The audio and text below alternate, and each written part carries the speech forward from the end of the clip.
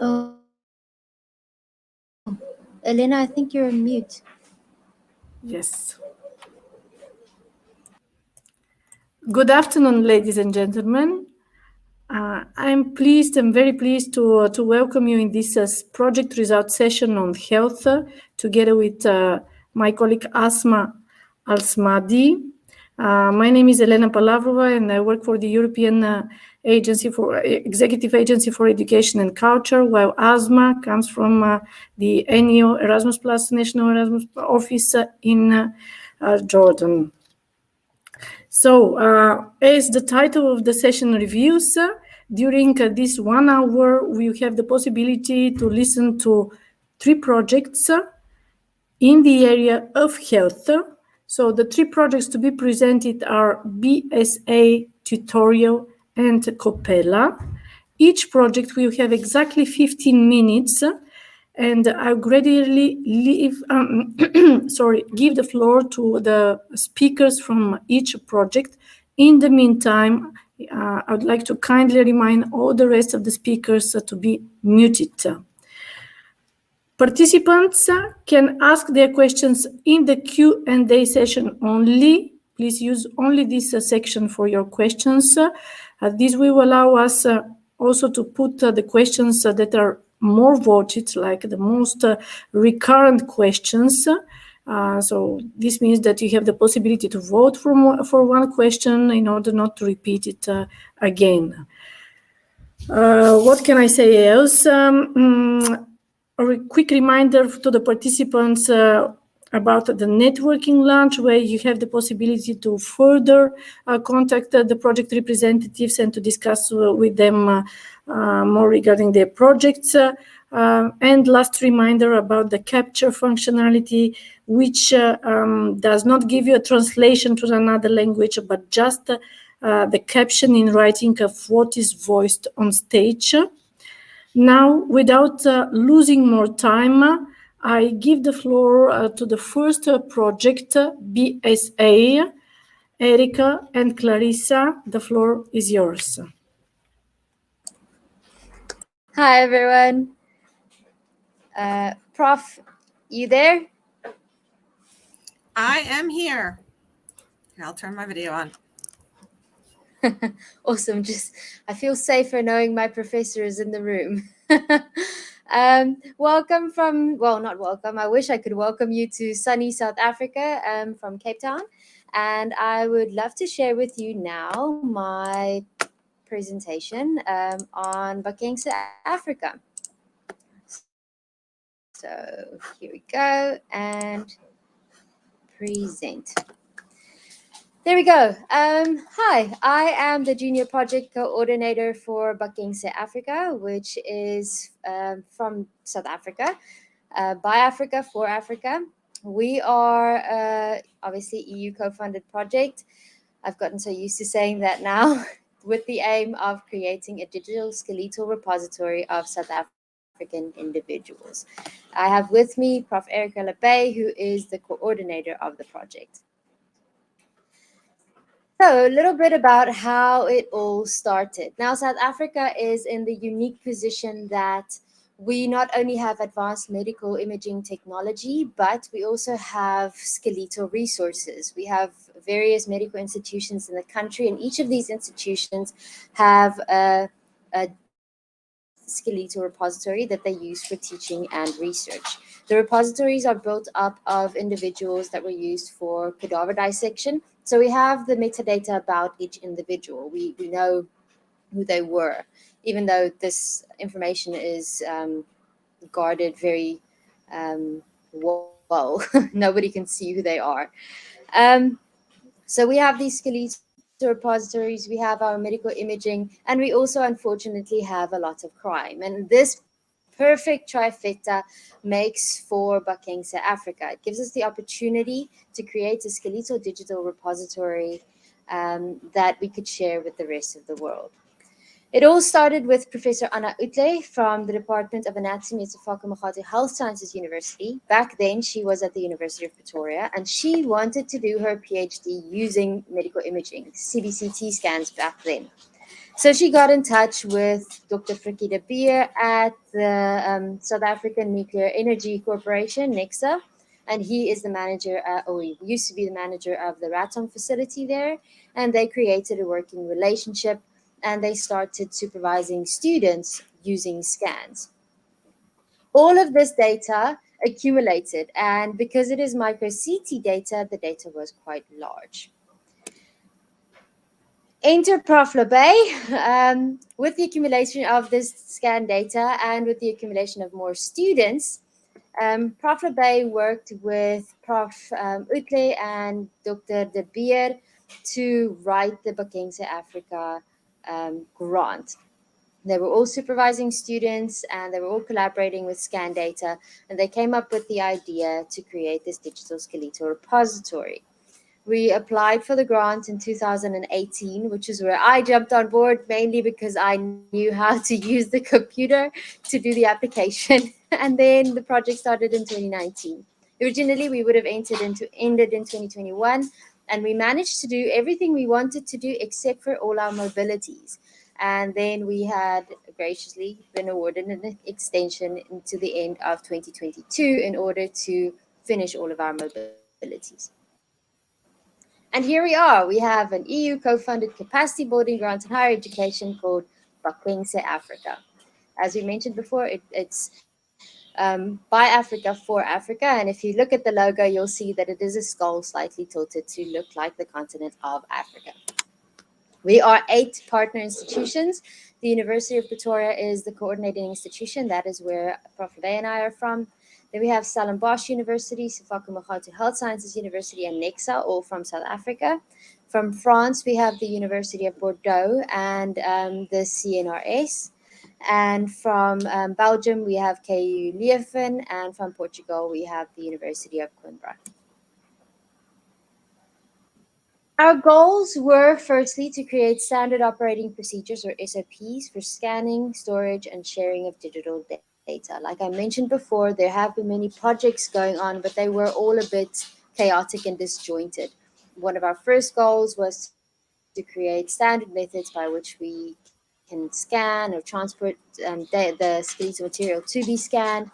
Um, how we can do measurements and that's project specific, and how we can do reconstructions of data. Then we wanted to create a repository of digital copies of skeletal material of South Africans from South African institutions. And we wanted to create an ethics constitution to support the repository. Data for this repository was collected from 3 avenues. Research prior to Bakengse Africa, so like the research that Prof. Utle and her students did prior to the establishment of the project. Research conducted during Bakengse Africa, and here I must say our French contingent has really done a lot of the research, as has the South African institutions and KU Leuven, and specifically scan material. So we decided to scan a complement of skeletal material that we know researchers ask for often. So we have skulls with focus on maxilla and mandibles.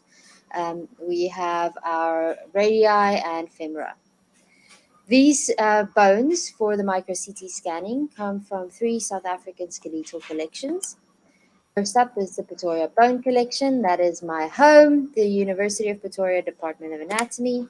Then we have the Human Bone Collection from the Department of Anatomy and Histology at Sefako Makgato Health Sciences University.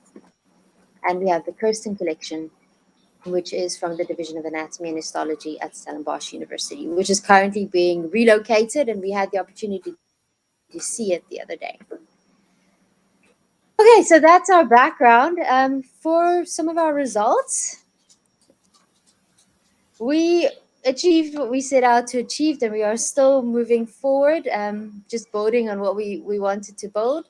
We currently have more than 2,000 scans of about 1,700 skeletal elements, and this includes both previous research and specifically scanned skeletal elements. We have 400 crania, 492 mandibles, 211 maxilla, 119 radii, and 106 femora. So these were the specifically scanned skeletal elements we wanted to do. And then for project-specific skeletal elements, we have 50 ilia, 179 vertebra, 57 humeri, 27 patella, and a range of ribs, hands, and feet, and trauma cases and rare pathologies that were specific to either projects or specific requests. For our standard operating procedures, we create an SOP for just about everything we do. But it starts with the transport and selection of skeletal material, how to mount it for scanning, how the material should be scanned, how it should be reconstructed after it has been scanned into a 3D rendering, how it is then segmented. Segmentation has been a big part because it's such a huge concept, how different parts of skeletal materials can be stitched together digitally, and then project-specific methodology for which we have experts that help if should someone require any advice on their project, we have people that can help them with that. We also have photographs of each skeletal element scanned and curated on the repository. This is part of the metadata for all of the scans. Each scan has a host of metadata which the researchers also have access to. The metadata tells you the resolution, where it was scanned, either at Nexa or the X-Site facility. It gives you a whole XDEC file, and it tells you everything you need to know about that scan in order to do your research. The researchers that request access to the data for Bakensa Africa will also have access to all of the SOPs for how the data is collected. They will have access to one full open access skeleton, and then the data from prior research, plus the research obviously is linked to the data, and then specifically scanned data given ethical approval. Now, because of the laws in South Africa, all of the researchers who want to apply or who want to use the data on the skeletal repository need to get ethical approval from the University of Pretoria, and they can request access from us, and we will help them. I'll tell you at the end of the presentation the steps to take should you want to access the repository. The repository will be launched internally now in November, which means that we will spend some time testing it with our international partners, and then we will have an external launch in 2022. Okay, results from our ethics constitution. Now, because of the nature of our repository, it is a repository of scans of human remains. It is necessary for us to have an ethical guideline by which we function. The laws of South Africa and of the world have not yet caught up to digital skeletal material, and we therefore had to set out to make our own guidelines. And that is where we had to make an ethics constitution. The ethics constitution provides a guideline for how we will create or have created the digital data, how the data is collected, and how people within the consortium are related to each other, how the data is curated, and how it should be used, or how we recommend it to be used. It also safeguards us at the University of Pretoria, who is responsible for keeping this data safe, while ensuring that it is disseminated internationally and nationally appropriately. We have also done a range of dissemination for Bakensa Africa, and at the end of this presentation, I will have a QR code that I will invite you to scan so that you can go check out our social media, which we are quite proud of. Please also check out our blog, Welcome to Bakensa Africa, and our website on the University of Pretoria's website, or our webpage on the UP website. On our blog, you will find the narratives of some of the mobilities that we've undertaken. We have currently done 57 mobilities so far. Not all of them have blogs, but some of them do. And for 2022, we aim to complete the rest of our mobilities, which we've been unable to do due to the international lockdown. So please check out our blog with all of these mobility stories on them. Okay, then we also had to create a sustainability plan, and I'm very happy to report that we are moving into a more entrepreneurial space. It is new for us because we are anthropologists, we aren't business people, but we are getting there. We wrote a business plan. We called it Business Bucking, but we are going to call it something else probably. We're still deciding on a name. We wrote a business plan for the sustainability of the repository, by which we will gain third stream income in order to maintain the repository at the University of Pretoria. Business Bucking includes workshops and short courses, meshes and 3D prints, and data collection and one-on-one researcher training. These are products and services that we will be offering from the Bucking South Africa business side at the University of Pretoria in order to make third stream income. Some of the workshops we have presented thus far as part of the project include statistical analysis, geometric morphometrics, bone trauma analysis, 3D imaging, and reconstruction, segmentation, and stitching of 3D rendered micro-CT data.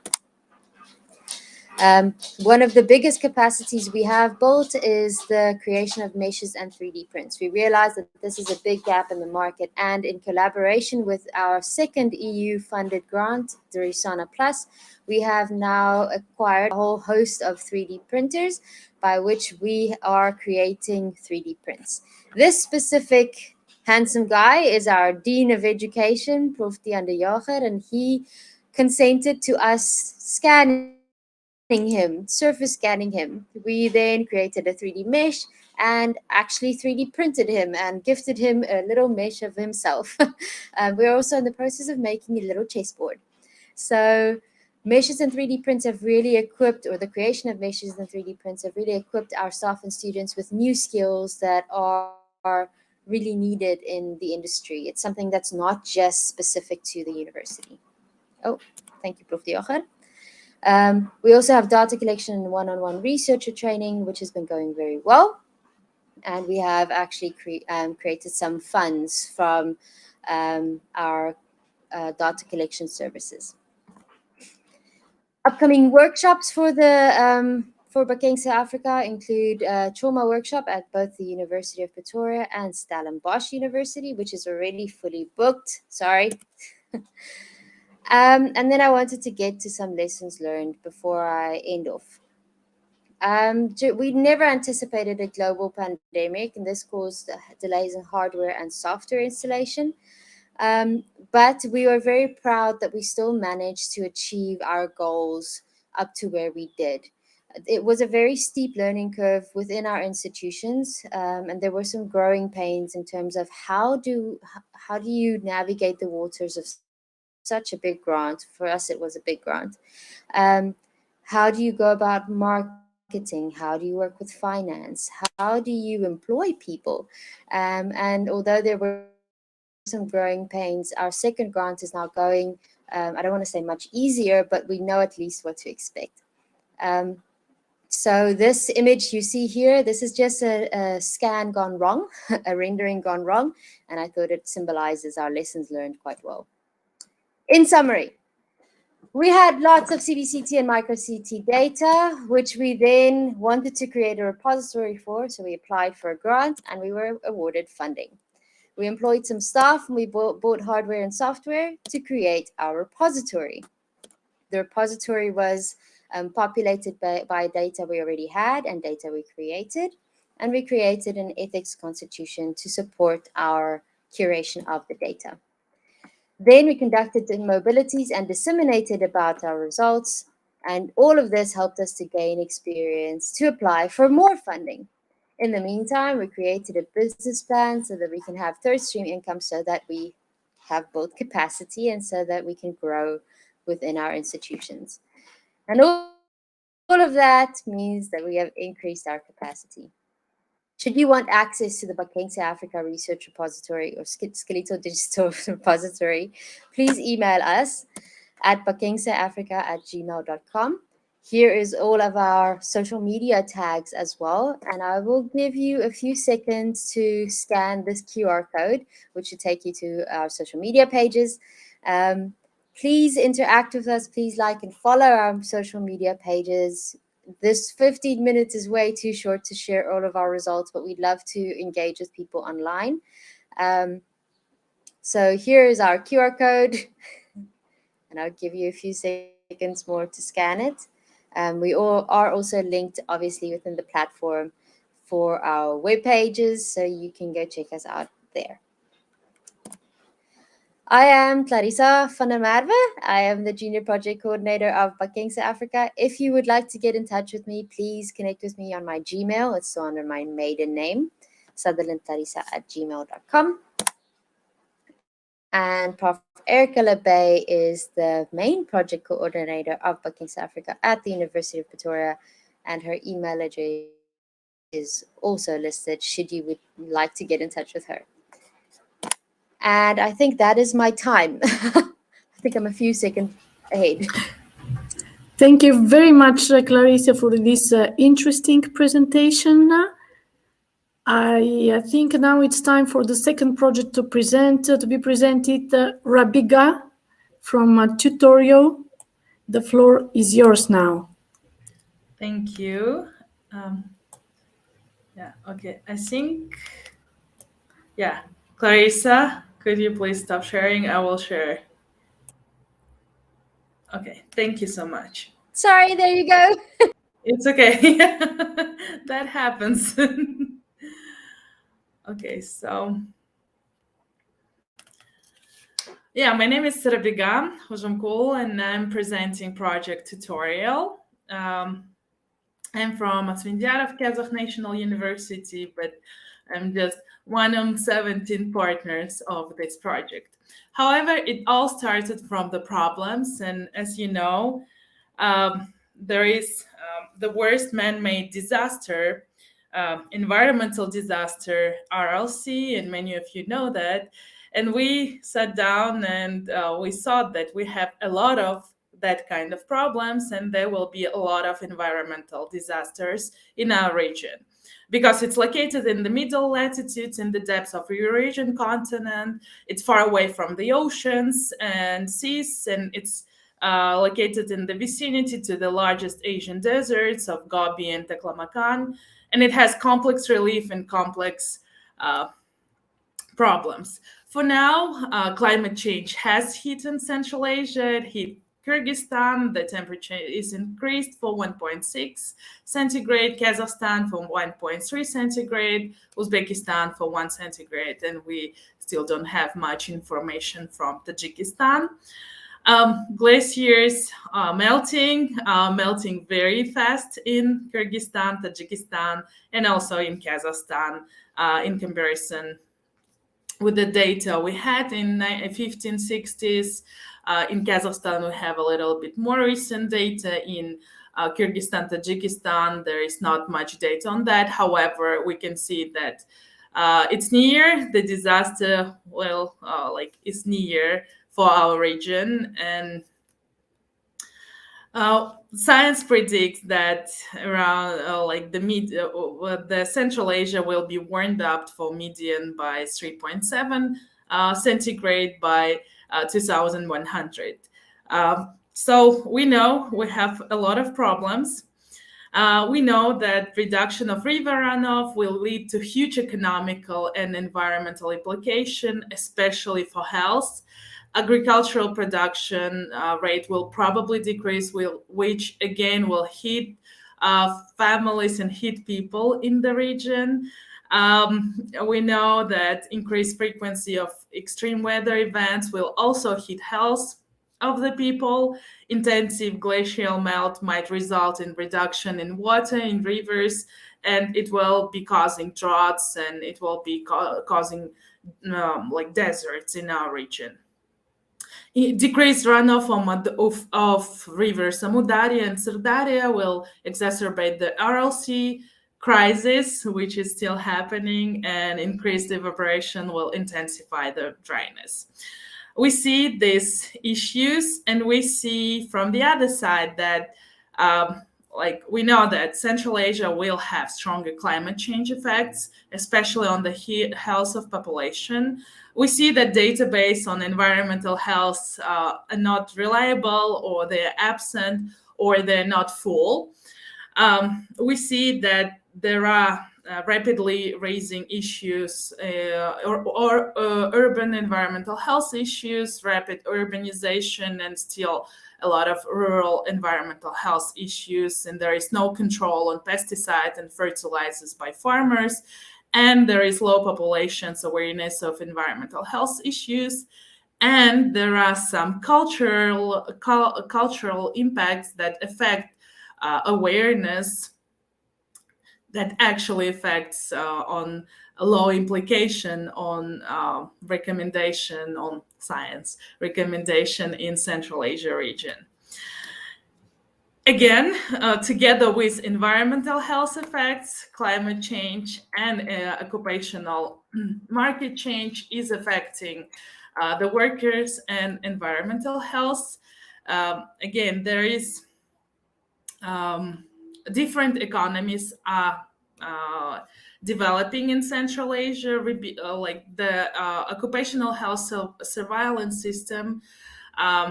We had it in former Soviet republics. However, some republics changed and some databases didn't change. Some databases are now rebuilding. They're on rebuilding stage, and in some countries in Central Asia, they're not rebuilding or not existing. And there is a big underreporting issue of occupational disease cases due to legal issues and due to economical issues. And as you see, there is a lot of gaps in data and in reporting for occupational health. So with occupational health issues, there is no evidence on health literacy of rate of employers and employees, low awareness of workers, unprotected labor rights to have safe workplace, miscoordination of occupational health between Ministry of Health and Ministry of Labor, to different extent in different Central Asia countries. However, like there is still a lot of gaps in all of the region.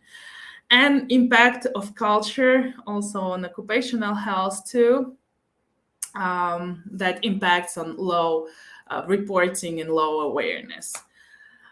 So we formed consortium. We identified that there are a lot of issues. Climate change will affect population health in Central Asia, and it will hit hard Central Asia region because of complexity of issues, because of the landscape, and with occupational health, because of underreporting and like no data analysis in place. So we formed consortium of 17 international partners.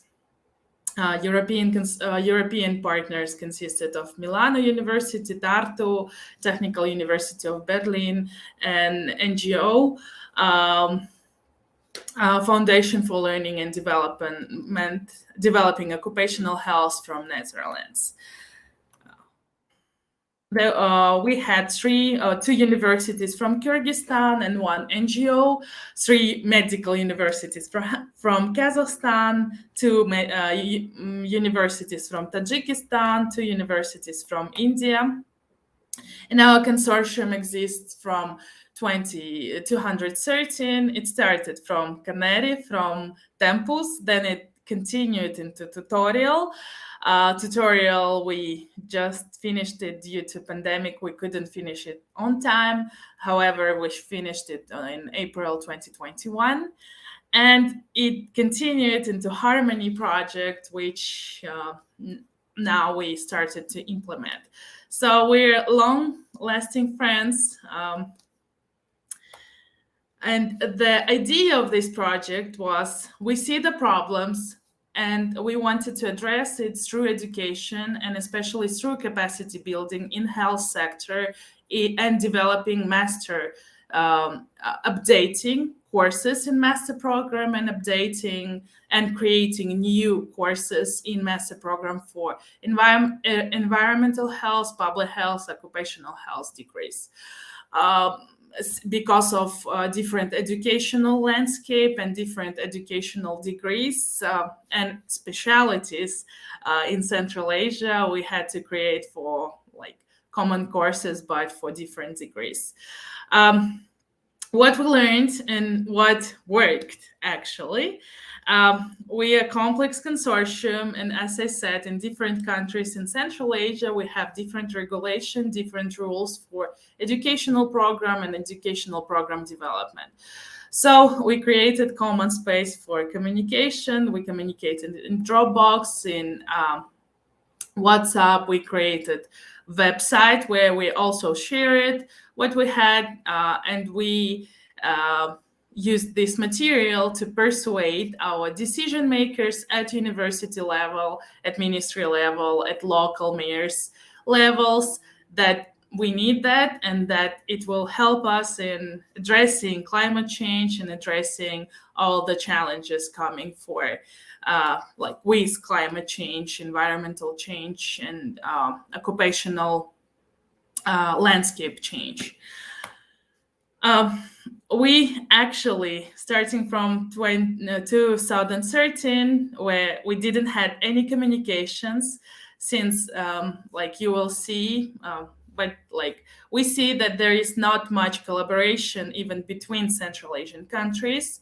So we increased academic mobility, we increased of teachers, we increased academic mobility in students, which helped us understand different landscape and different problems between ourselves, but also implement European frameworks to empower the capacity that we built and to actually make it more international and make our gain at competencies, gain at skills within this program, within the programs of master degree, make it more international and make it more modern. Yeah, we had joint research projects along collaboration, like researching rural health in Kazakhstan and Kyrgyzstan, environmental health perceptions with European partners, Kazakhstan, Kyrgyzstan, and Tajikistan partners, and like different different environmental health and occupational health research project, which helped to build the capacity to help like decrease the gap in the data that we have in occupational health and in environmental health, environment effects on the health. We also, what we created during tutorial, and we think that this what contributes into project sustainability, into network sustainability, we built 3 shared modules that included B-learning methodology. And these modules are shared throughout Central Asia, throughout Central Asian partners. And despite all the different challenges in educational program, frameworks, administrative frameworks for educational programs, because as I said, the different accreditation process is different in each country. We incorporated 3 shared modules into Master of Science of partner universities. Somewhere it's public health, somewhere it's environmental health, and in some universities it was included in epidemiology. What we have in plans, we just started from 3 shared models. We like the process. Now we know the way, and we decided to start Harmony. And since we saw how climate change affects and how like with COVID development and with COVID pandemic, and we saw the need in capacity building for addressing pandemic, especially in health, especially through public health mechanism, we decided that we want to develop capacity in One Health, through One Health, and we decided that we want to harmonize our master programs and incorporate One Health in public health degree and epidemiology degrees in different countries, in all Central Asian countries. We added Uzbekistan, so now we're 4 Central Asian countries, and European partners that are coming from tutorial project are also with us in Harmony project.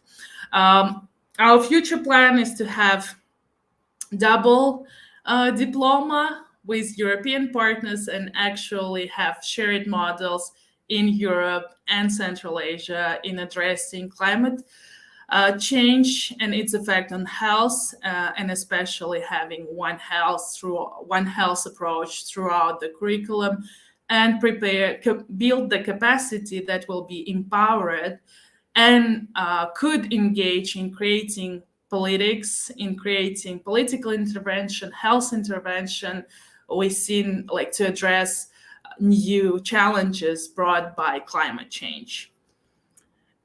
Yeah, thank you so much. Please get in touch. It's my email. I'm just here bringing my email. I will be I'm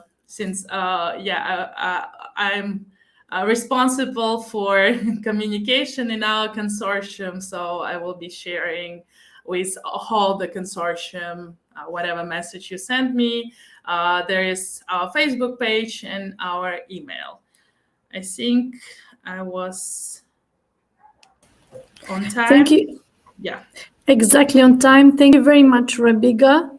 And now it's time for the last project to be presented, the project Coppella.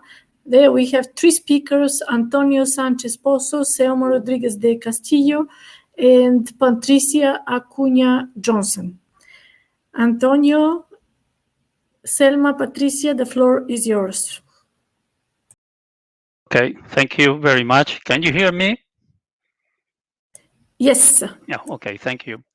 So hello, everybody. I'm very glad to introduce the Coppella project, which is focused in one big problem in pharmacy education, such as is the specialization for postgraduate students. So we are going to present the project, our results, and the problem we face during this time.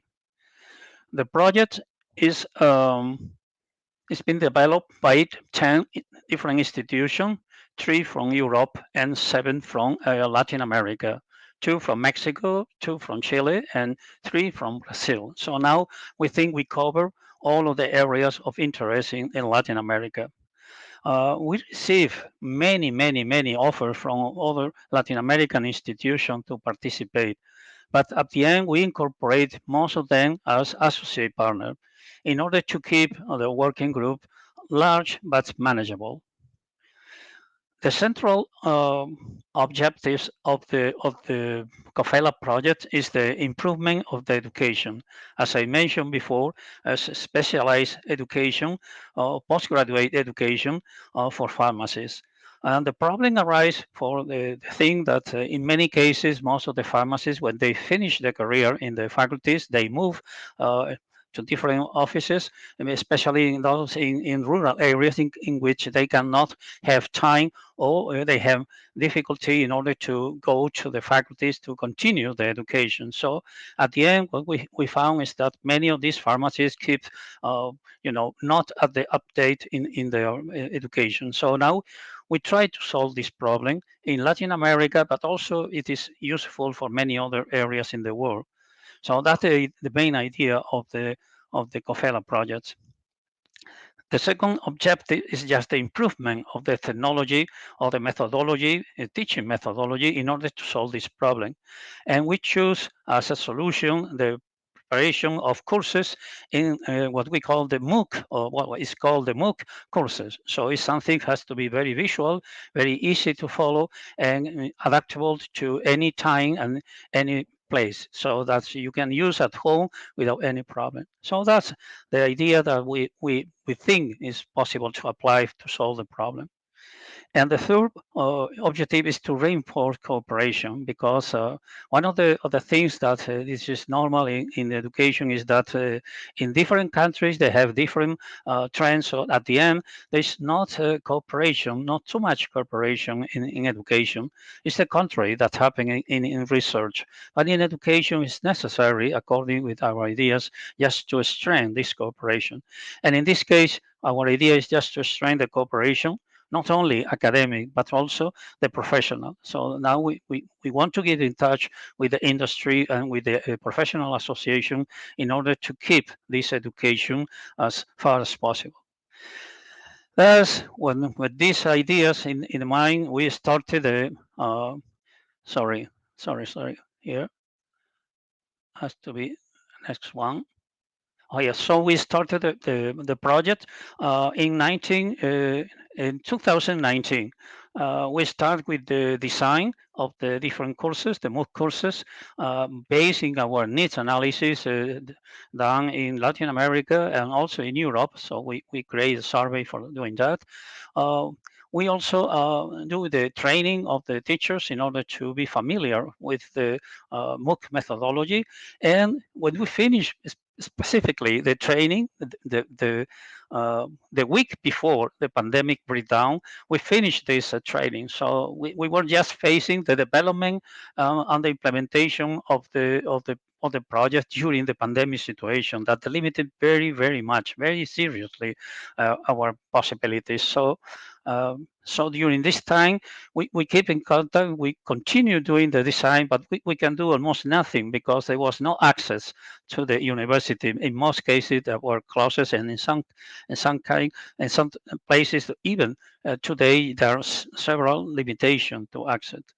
So we hope to finish of this project, the courses, the development and the implementation in the few months, and to start the pilot implementation during this course and offer at the end of this course and the beginning of the next, the 22.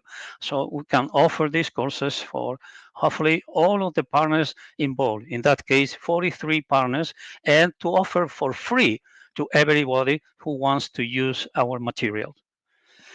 As you can see, also there are two big points that we were very worried about. That was the quality control and the accreditation process. Talking about quality control, we create a group of advisory groups in order to control all the activities. And regarding the accreditation, we had to face another big problem, is that there is not international accreditation standard for these MOOCs courses. There's something, but nothing official. So when we apply for accreditation of our courses, now we have to wait until these standards are developed. I hope that the increase in the teaching online induced by the pandemic will accelerate the work in the accreditation agencies. But till now, we had to wait for that accreditation. And just to finish my introduction, um, I just wanted to present you the different courses we are just developing right now. So there are courses in the front page of the pharmacy, and most of them focus on the biotechnology aspect that is now the big shift that's happening in pharmacy from the chemical area to the biotechnological area. So we think that these are the courses that probably are necessary for the future pharmacies. Well, not the future, for the current pharmacies in the world. And that's all. So yes, I would like just to give the floor to Selma and to Patricia, just to explain their perspective from the perspective from Chile and from Brazil. What are the changes and the results of our project? Thank you very much for your attention. Selma, whenever you want. Thank you, Professor. Good afternoon to everybody. Okay. In Brazil, the Coppella involves three institutions, that's UFI, Unifesp, and Racine.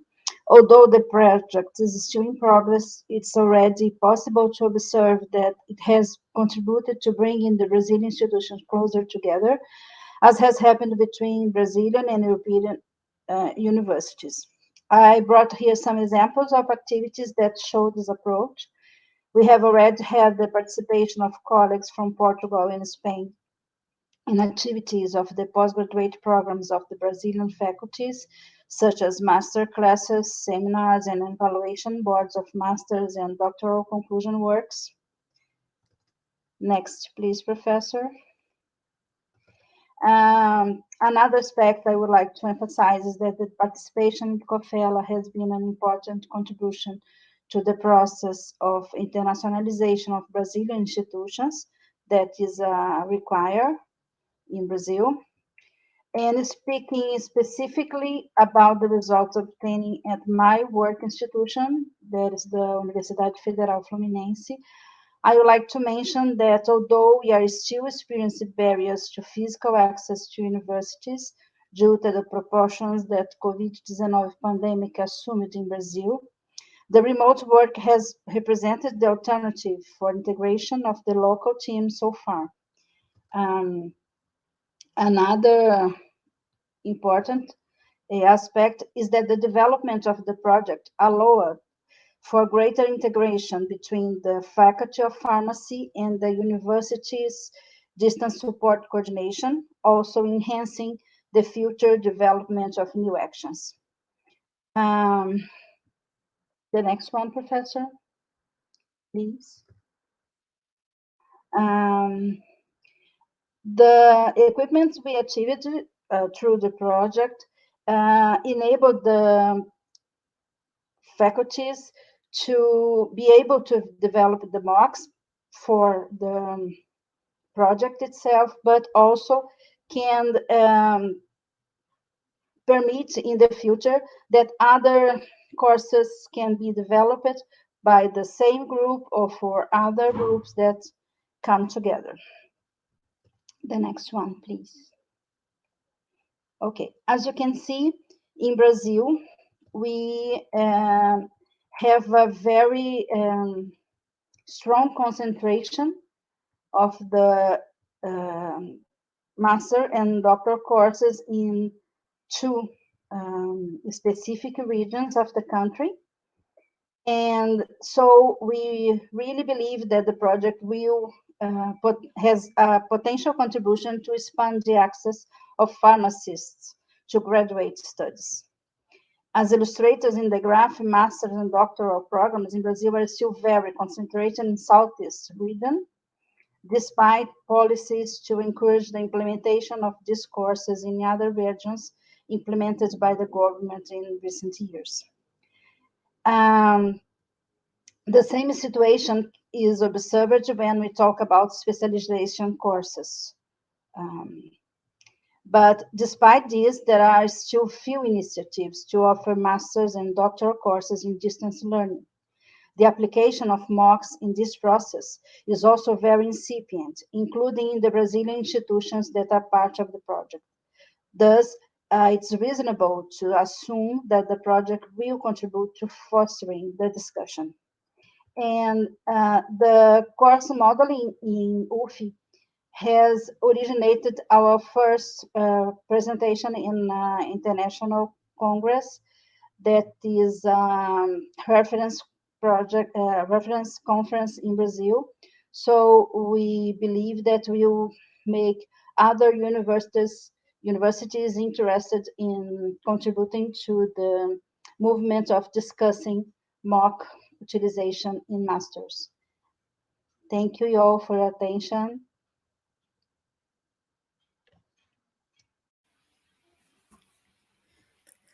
Okay, good afternoon. And thank you, Dr. Sanchez, for giving us the opportunity to show our work in Chile. As it was said before, the Chilean team is divided in two universities, and I represent the University of Valparaiso, and we are in charge of the biological and advanced therapies as a course.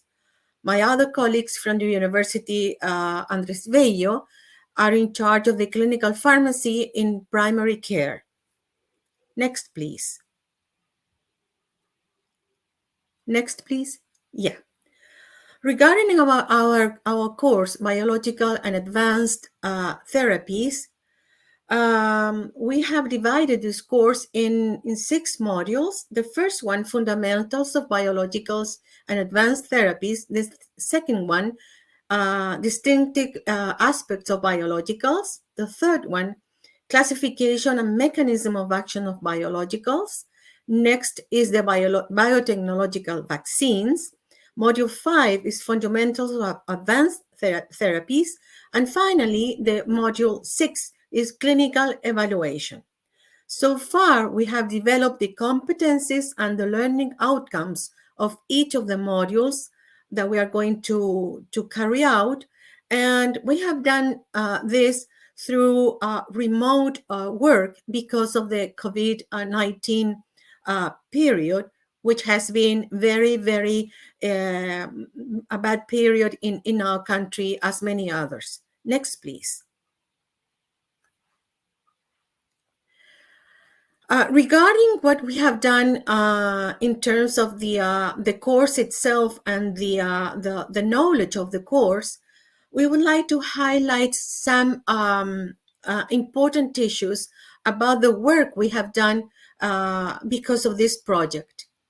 First of all, we have been able to develop a very cohesive work team of academics from different areas. All the people who are working in this project are from immunology, molecular biochemistry, pharmacology, pharmaceutical technology, and clinical pharmacy, as well as with the people of ICTS and technology in our university. So we have this very cohesive team working together from the very beginning, and there has been a way to encourage the collaborative work. On the other hand, we have developed a highly complex and up-to-date course, especially if you notice vaccines, that is now a very important issue all over the world. Future availability to pharmacists from all over the country, despite their geographic distribution and how far they are from the central part of the country. Audiovisual equipment is available now at the Faculty of Pharmacy, and we have been able to know and work together with people from technology in order to have all these courses available from all people from all of the world and from our country. Next, please.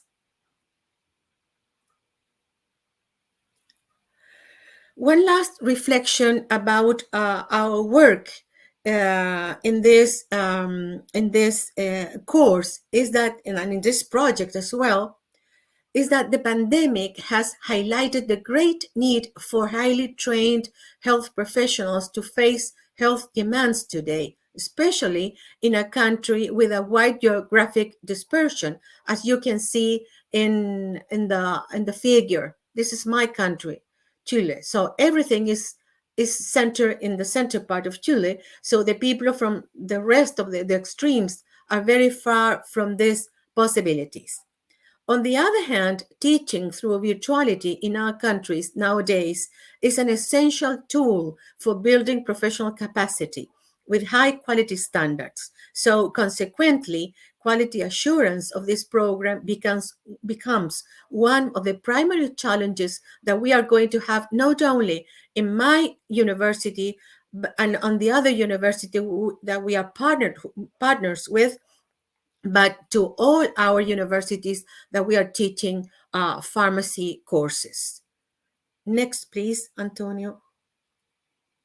And nowadays, today, we are ready to start recording, and we have our equipment, Gallicaster equipment, that we bought it with the project, and we are ready to start just recording our modules to keep it and to give it to the project, Coppella project, as a product. I think that's all, Antonio. Is it? Okay, yeah, this is. Yes. That's Thank all. you so much. Yes, that's it. Thank you very much. Thank you very much. Thank you.